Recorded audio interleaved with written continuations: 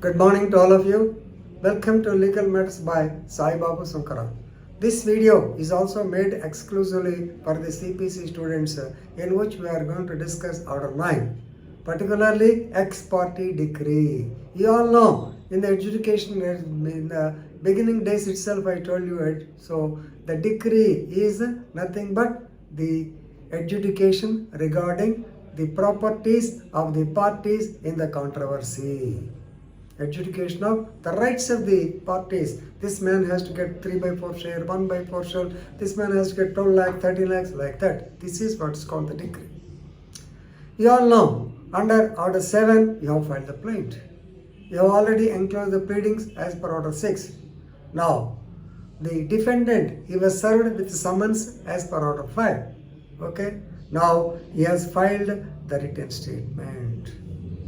Whether he filed it or not, the summons are duly served. What is his duty? He has to come and appear before the court, and he will be given 1 month time. Ultimately, it will be extended to 3 months, 90 days for filing the written statement. If he doesn't appear, if he does not file the written statement, then what happens? This is envisaged in Rule 6. Rule 6, when the plaintiff only appears and the summons are served, duly served on the defendant, but the defendant does not turn out, then the suit will be heard ex parte. The suit will be heard. That means ex parte decision. Please remember, this is not a decision on the merits. It's only a technical decision.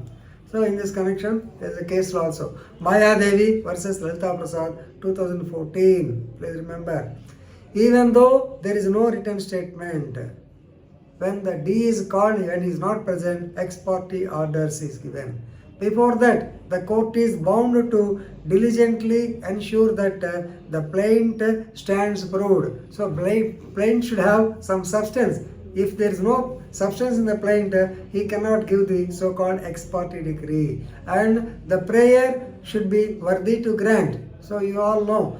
So according to chapter, that is part 6, prayer, you have to pray the court that you have to get so much of amount, you have to get so much of interest, you have to get so much of cost. And last prayer is, as the honorable court, the decision may be given by the court in the interest of public as the honorable court deems fit to fix. Now, the ex parte order is given.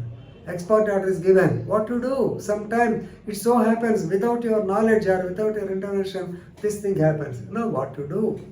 So Rule 13 gives a remedy. This Rule 13, setting aside the ex parte decree against the defendant. Already Rule 6 says, yes, ex parte order can be given, but how to get it set aside? This is in Rule 13. So the defendant has to prove, number 1, that the summons are not duly served on him. Summons are not properly served on him. Once at that time, he was not available in the house. Somebody was there, they said, no, we don't know when he will come. That postman says, we have got in touch with the house owner. He said, this man has gone out, we don't know when he will come. That is a service. But it is not a proper service. It is not a due service. If you are able to prove the court, before the court, that due to this reason I could not attend and the orders are given ex parte, yes, the court is satisfied. They can set aside. Second point. No doubt he knows he wanted to come to the court, but the defendant was prevented by sufficient reason from appearing when the suit was called for.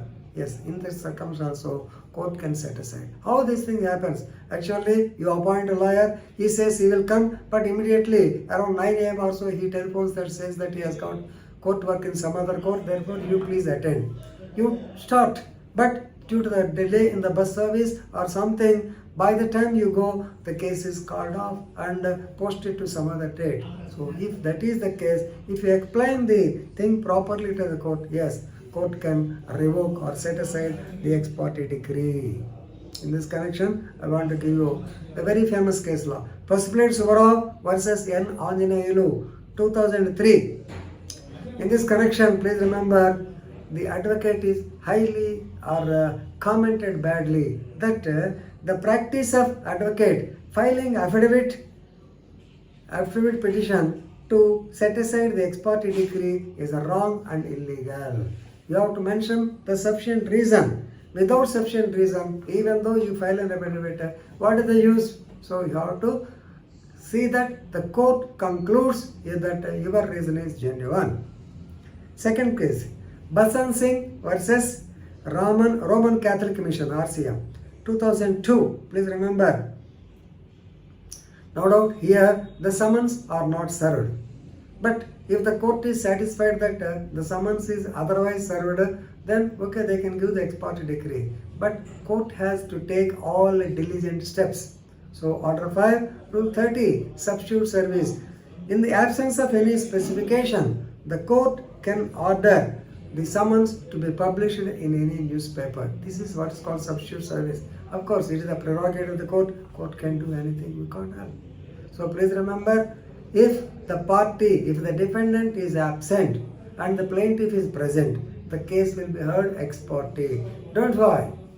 Even though it is ex parte, you can file a set-aside petition under Rule 13, but only thing is you have to satisfy the court with the sufficient cause, with the sufficient reason. The court should hear, the court should satisfy. Then only the ex parte order which is given will be set aside and the regular trial will be conducted. So this is also another important topic.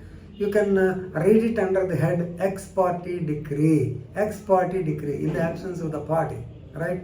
Okay, with this I am stopping. Thank you very much.